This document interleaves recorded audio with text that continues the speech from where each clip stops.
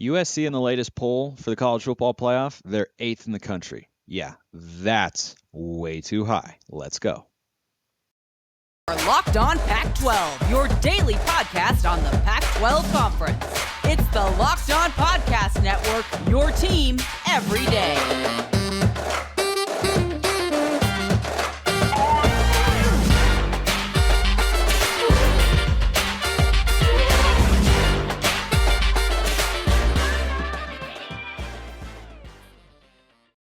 Welcome, everybody, to another episode of Locked On Pac-12. I'm your host, Spencer McLaughlin. Thanks so much for making this your first listen or your first view of the day, part of the Locked On Podcast Network, your number one source to stay up to date with the Conference of Champions. Like, comment, subscribe, please, if you haven't already, wherever you are listening to or watching the show right now, which today is brought to you by Upside. Download the free Upside app. Use promo code LOCK to get $5 or more cash back on your first purchase of $10 or more. Go check out Upside. And we always get a lot of upside with my man JT Wistrcill, host of Locked On Utes on YouTube and wherever you listen to your podcasts. And we are talking about the college football playoff rankings, which are out. And I'll just say up front, everybody, if you're a USC fan watching or listening out there, you're probably going to be very upset with me by the end of this opening segment. And I am here for it. JT, my man, it is still, I regret that the Utes are not in this playoff discussion, but they're still very much alive in the Pac-12 Championship pictures we'll get to later, but it's great to have you on the show, man. Feeling better, I hope. You had a little bit of an illness there.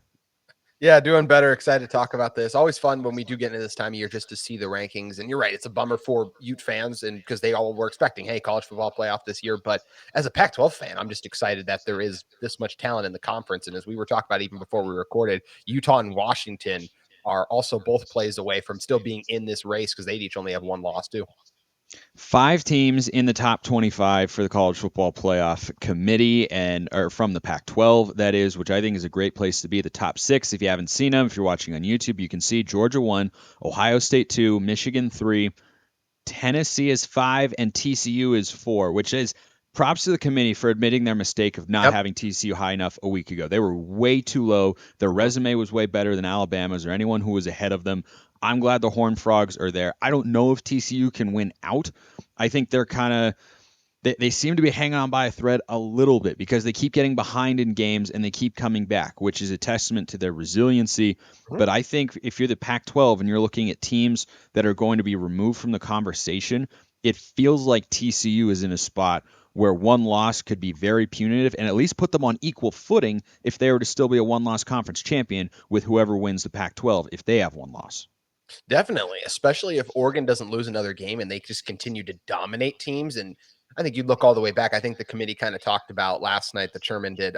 I'm forgetting his name off the top of my head, but just talked about how you look at that Oregon loss going all the way back to that. And he was just talking about, well, you look at what they've done recently. But the thing he didn't mention that's the most important when talking about Oregon is the day of that loss. The very first week of the season, you want to have the best teams in the college football playoff by the time you get to those last rankings reveal in December. And you can't even quantify how much a team has grown from the first game to the last game. And that's something that I think is so important for this Oregon team. So if they continue to play really good football and haven't lost a game since September 3rd, then of course they're still going to be right off the top. And I think you can definitely make an argument they're better than a TCU team who has a more recent loss, because that recent loss is more of a reflection of what their current team is versus this Oregon team is currently so much better. And even if they went and played that game once again, I think it would be a totally different game because of those improvements we've seen, specifically out of Bo Nix. I want to get to the biggest takeaway I had for the Pac-12 going into these rankings, and here's the full top 25 for those of you watching on YouTube. USC is there at number 8, and UCLA is at number 12. JT, that is outrageous. It is illogical. It is backwards. There's no sense to it, other than USC is a bigger brand that the committee would rather have in the playoff to get more people to watch than UCLA. On a football sense, there's no arguing that. USC is much more valuable for the College Football Playoff Committee. You've got the LA market much more attractive when USC is in it as opposed to UCLA being in the playoff. I don't think the Bruins are out of the playoff picture here. But USC at number 8, there's absolutely no way you can justify that. If you're a USC fan out there, you could maybe justify USC at 8, but not if UCLA is at 12. The Bruins beat the only team that knocked off USC. Well, it was a close game. Okay, So let's say, for the sake of that particular argument, Utah and USC are on relative equal footing, which kind of appears to be the case. UCLA beat Utah handily. It was a 17-point game, and DTR threw a pick six, and it didn't matter, right? And then the final margin was 10. UCLA was in control of that game throughout. So you factor that in with the fact that UCLA has a good win against a now top 25 Washington team. USC does not. USC's best win this year is probably at Oregon State, who's a solid team, but they're not in the top 25 anymore because they lost to Washington. USC also should have lost that game to Oregon State, but to their credit, they found a way to win, and you have to be rewarded for that, as you should be. And UCLA, the only thing I can think of here, JT, is USC's loss is better than UCLA's, but UCLA has more quality wins. I don't think that's even arguable. Losing at Utah, not a lot of shame there. Losing at Oregon, not a lot of shame, but it was a lot closer for the Utes Trojans game than it was Bruins and Ducks. That's the only thing I can get to here is USC's loss is better, and USC is a bigger brand. That's it. They're 4 slots ahead. 4. It'd be one thing. I'd still be upset if it was 8 and 9, but this should be UCLA at 8 or 9 and USC, in my view, 1 spot behind him. And there should be a gap, more than 1 spot, between UCLA and the Utes. No, I mean, I totally agree. And obviously, we've played both of them now, and from a Ute fan perspective, and look, obviously UCLA was the better team, as you mentioned, but it just feels like these teams are super close. So it doesn't make any sense to have such a big disparity between the two. And it does feel like if you look at that body of work, as you mentioned, that UCLA should be above them. UCLA was right there neck and neck. And look, I know neither team really had, well, I guess it's weird to say that USC didn't have a good non-conference yet, because technically they do still have to play Notre Dame, and that Notre Dame game actually could end up being fun, as you just threw up the graphic right there. Irish now 20. So it's a chance for USC to get a quality win. But for UCLA, yeah, I just feel like when you look at what DTR is with Charbonnet, even the running game is really strong. And even without Charbonnet this past week, DTR still put the team on his back, found a way to get a win. And that's still a defense that, yes, they got gashed a little bit by Oregon, but has done some nice things. They did a really good job against Utah, the 13th ranked team. So these two teams are much closer to me than the ranking. And I mean, personally, I do feel like UCLA is a better team. And it does feel like, as you mentioned, just kind of that big brand bias of like, we'll go into the season like we had them higher. And it's something, and some people who want to be like, oh, that's not fair to call it big brand bias. That's all we've seen from the committee in the past. It's why we've seen teams like Tennessee had this. Everyone felt like Tennessee had the strongest resume coming in. And yes, they were the number 1 team, but you look at it in the past, like we saw LSU get that big bump. Like there's just a lot of those examples. And LSU, yes, they proved the committee right, but TCU should have been higher. We talked about it. So there's a lot of these times these biases play into effect, and it feels like that's what's happening here as well. And look, USC is going to have a chance to prove us wrong, and UCLA is going to have a chance to prove us right. That's what makes this a lot of fun. But right now, I agree. I feel like UCLA is a better team, especially they've just won more convincingly against better opponents, as you highlighted. I don't think that USC is not a good team, or they can't get to the Pac-12 championship game. They couldn't win it, or they could. Like, I think USC should be in the top 10. For sure. But the other thing, I'm just looking at these specific rankings to be clear. Yeah. There is no way at this point in the season USC should be 4 slots above UCLA. And we're talking about big brand bias. There's somebody else who's benefiting from that, and it's not Alabama, who I think is appropriately seated there, still inside the top 10. We'll get to all of that after I talk to you about upside. Inflation is hitting us all where it hurts, and upside offsets inflated prices by giving you cash back on purchases. When and where to use upside, how easy is the app to use, what do you plan to do with all your cash back? Those are decisions you can all make. It's very easy to get started. Download the free Upside app. Use my promo code LOCKED and get $5 or more cash back on your first purchase of $10 or more. Next, claim an offer for whatever you're buying on Upside. Check into the business, pay as usual, a credit or debit card, and get paid. Download the free Upside app. Use promo code LOCKED to get $5 or more cash back on your first purchase of $10 or more. That's $5 or more cash back on your first purchase of $10 or more using promo code LOCKED. I don't have a problem with Alabama being there at number 9 because their 2 losses, they're playing in the SEC, best conference in the country. I'm fine with it. Their 2 losses, a 2-point conversion in overtime, and their kicker missed a field goal, and a knuckleball wobbled its way through the uprights at Neyland Stadium at Old Rocky Top. I don't have a problem with the Tide being there. The team I take issue with is Clemson. In what universe? And putting Notre Dame in the top 25 is the same thing. It's just to justify Clemson being there at 10 because they've been in the playoff and they've won, and they're getting a level of respect that they just should not have. I think any, and I mean any of the four. Heck, I think Washington could compete with Clemson. I think they might lose because they're about a year away from being really, really good, though the Huskies are still a good football team.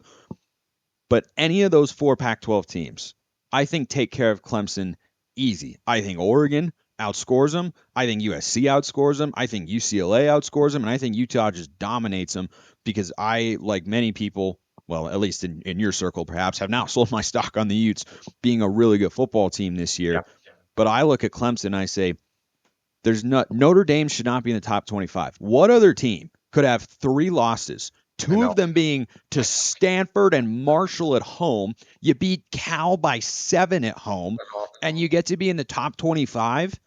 Give me a break. It is ridiculous. And I think Pac-12 here is getting a little bit screwed by it because Clemson's sitting there at 10. I think that's where USC should be. I think UCLA should be at 8. And Bama should be at 9. Or if you want to go Bama 9 and UCLA, or Bama 8, UCLA 9, and USC 10, that's fine. But in what world are those 2 Pac-12 teams, USC or UCLA and Utah, rather, getting all my teams mixed up right now just because I'm fired up about it. Yeah. In what world are UCLA and Utah, based on what we've seen, worse than Clemson right now, or have worse resumes? The answer is they don't. And they know who their quarterback is. I mean, that's a massive part of this. that's the biggest thing. Person has no idea what they're doing right now in that regard. So, and I mean, it was a bad loss at Notre Dame too. I mean, it wasn't even close. They got housed. Yeah. They got housed to a Notre Dame team that on that same field lost to Stanford. And we as Pac-12 fans know Stanford stinks. They're not good this year. I thought they'd be a little better. They're mildly improved from last year, but not much. I mean, they just got run out of their own. Yeah, exactly. They just got run out of their own building by Washington State, who's a solid team. But if you're respectable at all, you're not losing that game by 38 points at home. So I take issue with that in a major way. And the Pac-12's got 2 teams in the top 10, but they should have 3. I think Utah with 2 losses, keeping them out, I'm okay with that. But UCLA should be in there if you're going to put USC in there. No, I agree. And I just, like you mentioned, just looking at Clemson's resume, like it's another, the Pac-12 is better than the ACC this year. 100%. All these not, the ACC's bad. Yeah, all these teams we talked about, like Wake Forest, NC State, Florida State, Syracuse, like they all just kind of cannibalize each other. They're not great teams because they lose to each other. We've seen in the Pac-12, we know these teams are really good this year is because they've been able to avoid those upsets against inferior opponents for the most part. And in years past, they have kind of stumbled and fallen in those games versus that's what we've seen from the ACC this year is all those teams, Wake Forest, NC State, Syracuse, Clemson now as well included in that. They've all taken a little bit of a tumble. And yes, I know Clemson overall, they're still a good, they belong in the top 15, but like you said, I don't feel like they're playing better than those teams we just highlighted even going forward, especially because we don't know what the quarterback situation is there. When you go on the road and lose a game like that to, as you mentioned, well, at the time was a not ranked team, and then they jumped them up to 20 right now, and Notre Dame could turn around this week and lose because we have no idea. We still really don't know what that team looks like. You mentioned their resume, and yeah, I feel the same way. I just feel like, once again, big brand bias is coming into play here for Clemson, a team that we've all really liked. And I would be very surprised.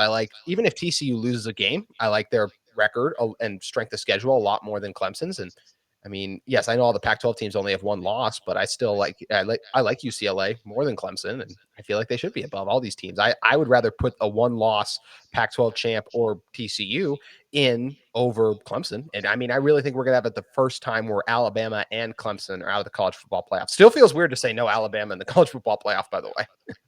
It does, but it looks like that's going to be the case, and it should be the case. And Notre Dame, just for what it's worth, I know this is not a Notre Dame podcast, but they've got a solid win against BYU, who's not as good as we thought they could be this year. They have been down. Liberty too, it's struggling for BYU. Yeah, Liberty's not. But again, BYU, correct.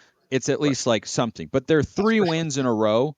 They've got the Clemson game. Okay, you win by 21. Maybe the margin is what helped them get in the top 25. Before that, it was Syracuse and UNLV. So let's not pretend that this is a radically. That game on November 26th at USC, Notre Dame is going to get housed. Yeah. The Trojans are going to take them to school and remind them they're not actually very good, meaning Notre Dame at best this year, 8-4. That's the best I think they could finish. They've got Navy and Boston College who suck. So they'll stay in the top 25. They'll keep climbing, and then I bet USC absolutely blows them out later in the year. So when you look at the rankings right now, JT, and the top 6 are here: Oregon at number 6, Tennessee 5, TCU 4, Michigan 3, Ohio State 2, and Georgia at number 1, and then USC at number 8.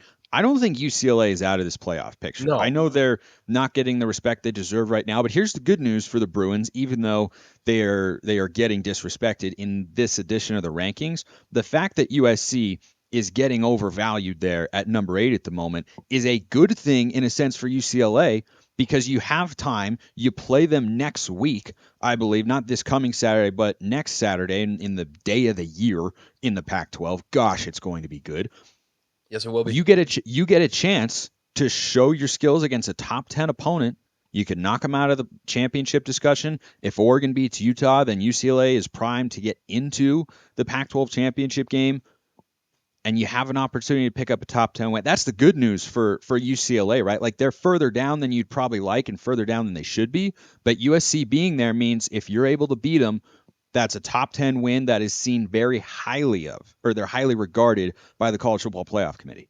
If UCLA beats USC, they will definitely leapfrog Alabama, in my opinion. I think they wouldn't be able to ignore the strength of that win.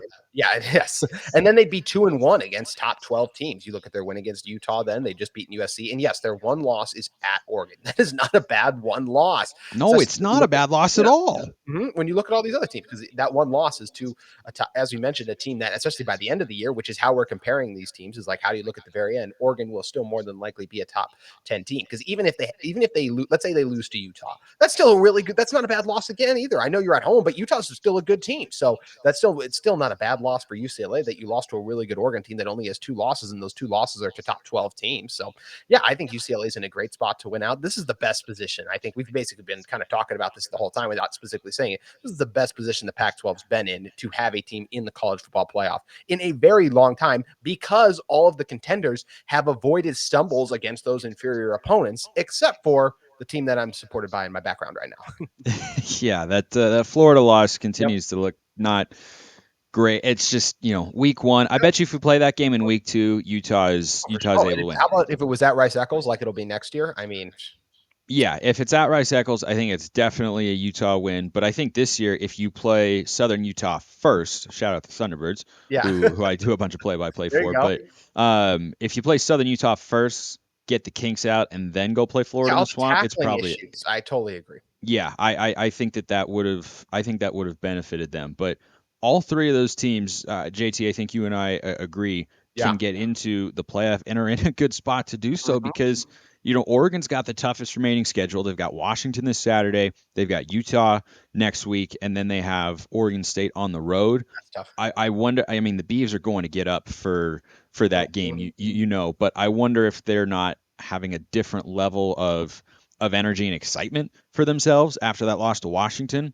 last week. I think that's something we maybe have to stash away and see what happens come game week and whatnot. But Utah may be out of the college football playoff rankings. The Pac-12 as a whole is not, but the Utes are still a very dangerous team and might be the team that keeps the Pac-12 out of the playoff this year. JT and I will get to that after we talk to you all about Bet Online, your number one source for sports betting info, stats, news, and analysis.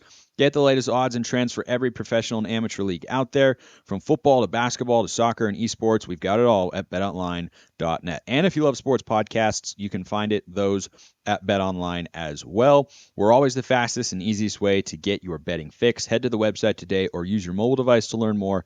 BetOnline, where the game starts. So, JT, let's talk about those Utes, because 2 losses in the Pac-12, yeah, you're not getting into the college football playoff, but can still get to the Rose Bowl, could still win the Rose Bowl. I know that would mean a lot to Utes fans. They haven't won that game before. We're very close a season ago. But Utah could be the team that keeps the Pac-12 out of the playoff, because if they beat Oregon next Saturday, assuming the Ducks beat Washington, they're 2 touchdown home favorites. I think they'll be able to get that win. It's hard to pick against them at Autzen Stadium, but the Utes have won at Autzen before. Kyle Whittingham knows what it means to do that. If Utah beats Oregon next week, then that opens up a can of worms for the Pac-12 Championship game and what could take place there. And if the Utes find themselves in the championship game, which they will if they win out, maybe if Oregon drops another game and say UCLA beats USC, but whoever wins that game probably going to be in the championship game, or at least a very good position to do so. If one of those teams, the LA schools, go into it with one loss and play Utah, and the Utes win again, they could just start knocking them out just one by one. And by the way, here's my thought on Utah, JT. I still think they're a good football team. They need to get healthy. You got to have Tavion Thomas at full strength, but most importantly, you need Cam Rising. It was a great win at Washington State. It's a tough place to play. I think it's a really solid football team. I like them this week against Arizona State at home. But if you have Cam Rising there, Utah is still a really good team that can play with the best teams in the Pac-12. I think they can win the Pac-12. And now that they're out of the national spotlight, I feel like that's where Utah thrives. That's where their MO's always been, right? Just flying under the radar, just quietly playing good football, one good win after another. They didn't have any problems with Arizona. They took care of business with a backup quarterback against Washington State. They just keep racking up the wins. They just keep playing good football, and I feel like that's where the Utes have thrived as a program.